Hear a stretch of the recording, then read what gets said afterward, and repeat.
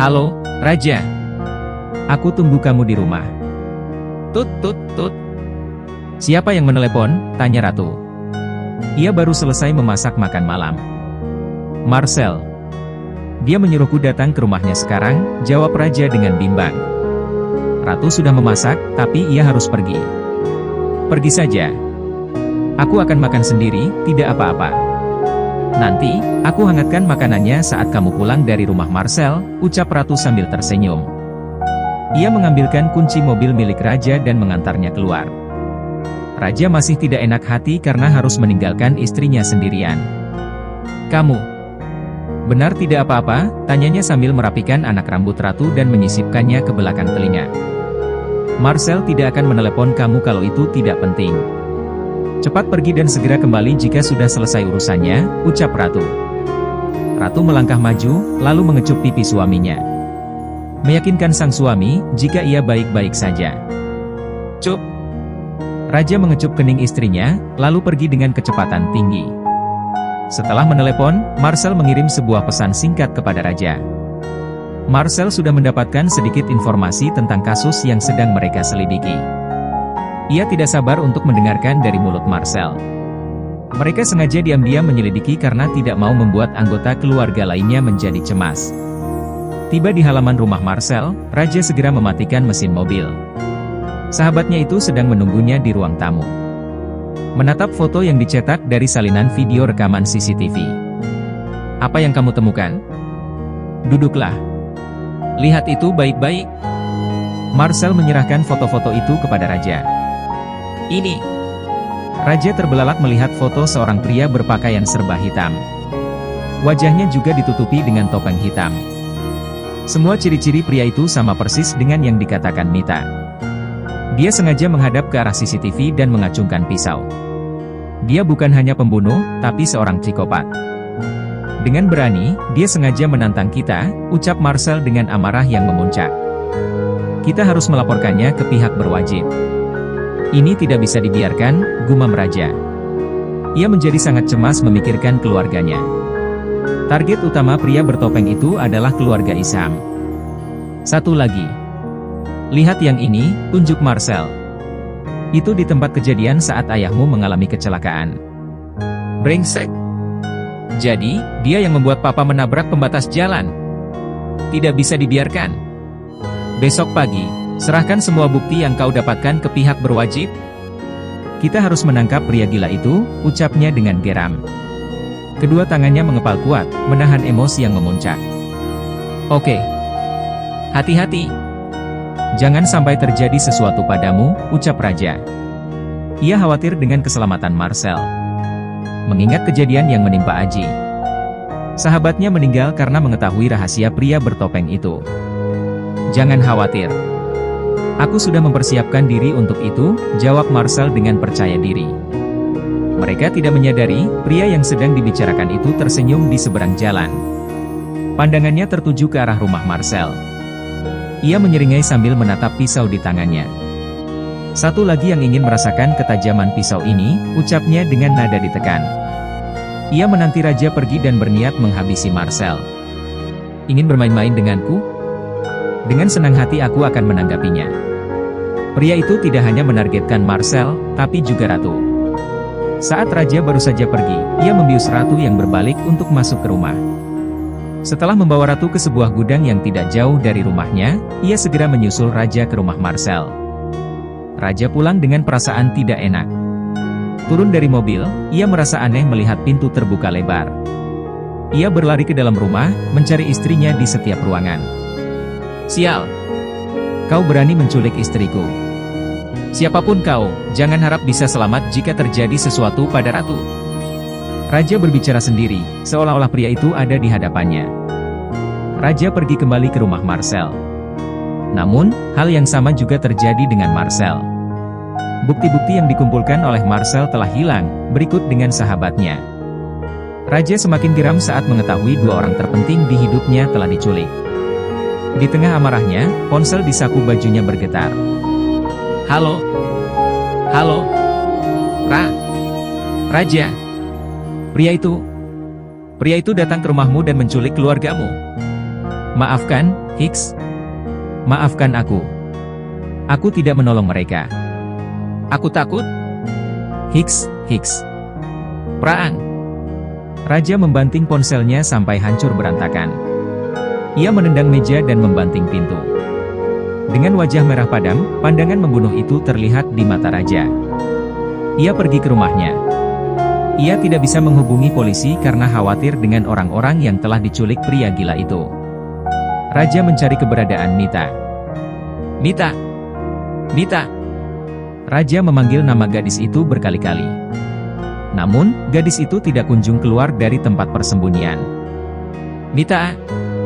Raja berteriak memanggil namanya. Serak! Serak! Terdengar suara langkah kaki menginjak daun kering.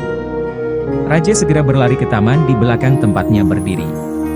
Ia menemukan gadis itu melangkah terseok untuk menghampiri Raja. Raja! Bruk! Mita terjatuh tak sadarkan diri setelah memanggil Raja dengan suara lemah. Dengan sigap, Raja menahan tubuh gadis itu agar tidak tersungkur ke tanah. Mita! Mita! Pup. Raja memanggil-manggil Mita sambil menepuk pipinya. Namun, gadis itu benar-benar sudah tidak sadarkan diri. Raja menggendong Mita ke dalam kamar pavilion. Ia pergi ke dalam rumah dan menelepon ke rumah Christian. Terlambat. Mereka sekeluarga sudah dibawa oleh penculik itu. Raja menjambaki rambutnya sendiri dengan frustrasi. Dalam semalam, semua anggota keluarganya telah diculik. Semuanya berjalan dengan cepat, seakan-akan para penculik itu memang sudah diperintah untuk menculik mereka jauh-jauh hari. Penculik itu hanya menculik anggota keluarga Isam, membiarkan para pembantu itu melapor kepada Raja. Bajingan! Aku akan mencarimu kemanapun kau pergi. Walaupun ke lubang semut, aku akan pastikan kau akan mati di tanganku. Raja mengamuk, membanting semua hiasan dinding dan porselen yang menggantung. Di dalam kamar, Ina, pembantunya itu meringkuk ketakutan. Ini pertama kalinya ia mendengar Raja mengamuk. Pria itu kebingungan. Apa yang harus aku lakukan agar bisa menemukan mereka? Tiba-tiba, Raja ingat dengan asisten Tristan. Levi. Ia ingat, saat ayahnya menceritakan tentang Levi. Semua masalah, bisa ditangani dengan baik oleh pria itu. Wajah yang sempat berbinar itu kembali murung.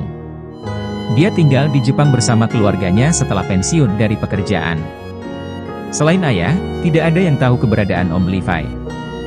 Di mana pria itu tinggal, memiliki berapa anak, semuanya tidak diketahui oleh orang lain selain Tristan. Nomor telepon. Papa pasti menyimpan nomor telepon Om Levi. Hanya bisa berharap, semoga aku bisa menemukan nomor kontak Om Levi. Semoga saja masih aktif. Raja pergi ke ruang kerja ayahnya.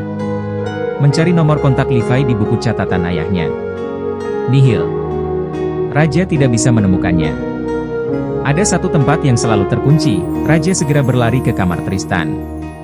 Nakas paling bawah di samping kiri ranjang itu selalu terkunci. Bahkan, Haruna pun tidak diizinkan membukanya. Raja membongkar paksa nakas itu. Raja mondar-mandir di pintu kedatangan luar negeri. Bermodal selembar foto masa muda Tristan dan Levi. Ia menjemput pria itu di bandara. Sudah 1 jam berlalu sejak pesawat dari Jepang mendarat. Namun, Raja belum melihat orang yang mirip dengan foto itu. Wajar saja, itu sudah belasan tahun yang lalu. Raja bahkan tidak mengingat masa kecilnya bersama Levi. Saat kecil dulu, ia sering digendong oleh Levi. Berjalan-jalan di taman dan mengasuhnya ketika Tristan dan Haruna pergi keluar kota. Raja benar-benar lupa dengan wajah Levi. Beruntung, ia menemukan foto dan nomor telepon di laci nakas. Dengan penuh harapan, Raja menelepon nomor itu. Tuhan mengabulkan harapan Raja. Ternyata nomor itu masih aktif. Tidak mungkin. Dia tidak datang, lirih Raja. Ia kehilangan harapan satu-satunya. Rasa putus asa membuat Raja tertunduk lesu. Melangkah meninggalkan lobi bandara. Raja melangkah lunglai menuju parkiran. Seorang pria parubaya bersandar di samping mobil milik Raja. Rambutnya sudah memiliki 2 warna, kacamata minus tebal membingkai kelopak mata yang sudah menampakkan sedikit kerutan. Namun, di balik pakaian serba hitam itu, ia masih terlihat gagah. Pandangan mereka bertemu. Raja ingin menyapa, tapi takut salah orang. Ia menghampiri pria itu. "Raja?" tanya pria berjas hitam itu. "Iya, benar." "Om Levi?" tanya Raja sambil menunjuk ke arah pria paruhbaya itu. Senyuman yang diberikan pria itu sudah cukup menjawab pertanyaan Raja dengan jelas. Raja memeluk Levi sambil terisak. Secerca harapan kembali muncul setelah melihat kedatangan Levi. Ia tidak memiliki jalan lain lagi, selain meminta bantuan Levi. "Ayahmu sudah berjanji tidak akan meneleponku lagi.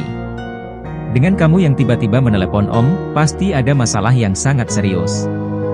Levi dan Tristan sudah berjanji untuk tidak saling melakukan kontak. Levi ingin menjalani hidupnya dengan damai. Namun, putra Tristan tiba-tiba meneleponnya, membuat ia tidak bisa untuk tidak pulang ke Indo. "Maaf Om." Raja mendapatkan nomor telepon dari laci nakas di kamar papa. "Ini memang sesuatu yang sangat serius Om." Raja memandang wajah Levi. Pria di hadapannya ini sudah tidak muda lagi. Bisakah ia bergantung kepadanya? Batin Raja. "Kita cari tempat ngobrol dulu sebelum pulang," ajak Levi. Ia menunjuk ke arah kantin. Mereka duduk di salah satu meja di kantin, memesan 2 cangkir kopi dengan varian rasa yang berbeda.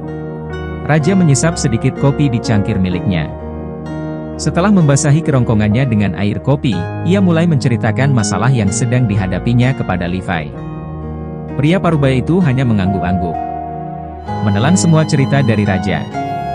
Kemudian, ia mulai berpikir, "Aku sudah lama pensiun dari tugas-tugas seperti ini. Tapi, kau tidak perlu khawatir. Sebenarnya, putraku sudah pulang ke Indo dan memegang kendali di basement. Aku akan mengajakmu ke sana," ucap Levi. "Maaf Om. Untuk apa kita ke basement?" tanya Raja. Ia tidak mengerti maksud dan tujuan Levi mengatakan itu. Mereka sedang memiliki masalah serius, sedangkan Levi dengan santai mengajaknya ke parkiran bawah tanah. "Itu bukan seperti dalam pikiranmu. Kami menamakannya basement, karena lokasi yang sering kami pakai untuk bertukar informasi adalah tempat parkir. Itu adalah pos rahasia yang dibangun oleh kakekmu, Tuan Isham Putra." "Oh, begitu." Raja sangat berharap mereka segera ditemukan. Orang itu? Raja tidak tahu ada dendam apa, sehingga dia melakukan penculikan kepada semua anggota keluarga Isham. Raja menggertakkan gigi, mengutuk penculik itu dalam hati. "Kita pulang ke rumah Om. Tidak boleh menunggu lebih lama lagi." Raja dan Levi meninggalkan bandara. Levi menunjukkan jalan menuju rumahnya. Jaraknya tidak terlalu jauh jika ditempuh dari rumah Tristan. Namun, Raja sama sekali tidak tahu rumah itu. "Halo Pak," sapa seseorang di seberang telepon. "Papa di depan rumah." "Apa kau ada di rumah?" tanya Levi. Ia menelepon putranya di depan gerbang rumah yang terkunci. "Di depan rumah? Papa, jangan bercanda. Lihat saja kalau tidak percaya." Levi menurunkan kaca mobil, menjulurkan kepalanya keluar agar terlihat oleh putranya dari jendela rumah. "Buka pintu gerbangnya." Panggilan terputus. Pria berusia 30 tahun itu berlari keluar dari rumah dengan pakaian asal-asalan. Ia membuka kunci, lalu mendorong pintu gerbang dengan wajah tertunduk. Raja melajukan mobilnya, masuk ke dalam garasi sesuai perintah Levi. Mereka sengaja tidak menaruh mobil di luar garasi. Rumah itu juga terlihat sangat kusam, seperti tidak ada manusia yang tinggal di dalamnya. Bukan tidak mampu membayar pembantu atau tukang kebun untuk membersihkan halaman yang kotor dengan dedaunan berserakan. Mereka sengaja membuat rumah itu tampak seperti tak berpenghuni. Dengan begitu, tidak akan ada yang curiga dengan tempat itu. Setelah mengunci gerbang kembali, ia berlari menghampiri ayahnya. Mereka berpelukan dengan senyum yang sama-sama merkah lebar. Namun, senyuman itu tidak berlangsung lama. Saat Raja keluar dari mobil, putra sulung Levi itu terbelalak. "Dia? Siapa Pak?" tanya Samuel. Putra sulung Levi adalah Samuel, orang yang pernah menyatakan cinta kepada Ratu. "Jadi, laki-laki ini? Putra Om? Kalian saling mengenal?" Levi bertanya sambil menatap mereka bergantian. "Tidak." Samuel segera menjawab dengan tegas. "Plak!" Levi memukul kepala Samuel. "Bagaimana bisa? Kamu tidak tahu dengan anaknya Presdir Tristan. Dasar anak nakal. Apa saja yang kau lakukan selama ini? Levi bertanya sambil menjewer telinga Samuel. Aku baru saja patah hati. Apa kau tidak peduli dengan putramu? Samuel melepaskan diri dari ayahnya. Aku belum sempat memeriksa berkas-berkas di sana, pungkasnya. Samuel tidak menyangka, ia harus menjadi penjaga keluarga raja. Ikut aku ke ruang bawah tanah. Levi menutup garasi dan menekan tombol di dinding. Saat tombol itu ditekan, dindingnya membelah, menunjukkan barisan anak tangga menuju lantai ruang bawah tanah. Mereka turun, menapaki satu persatu anak tangga. Raja tercengang melihat isi ruangan yang merupakan markas rahasia. Ada kurang lebih 10 unit monitor dan beberapa peralatan yang tidak tahu untuk apa fungsinya. Meskipun tidak ditempati. Tapi, peralatan di sini selalu diperbarui. Ayahmu masih merawat tempat ini dengan baik. Levi menyalakan semua peralatan di ruangan itu. Ada masalah apa sampai papa harus datang ke Indo? Presdir dan keluarganya diculik. Termasuk istrinya raja, Ratu. Apa? Mereka juga menculik Ratu? Tanya Samuel meyakinkan pendengarannya tidak bermasalah.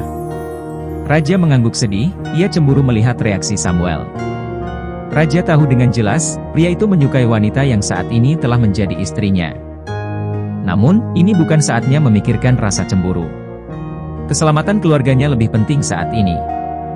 Apakah ada pesan dari penculik itu? Tanya Samuel. Tidak. Dia hanya menculik, lalu seolah hilang di telan bumi.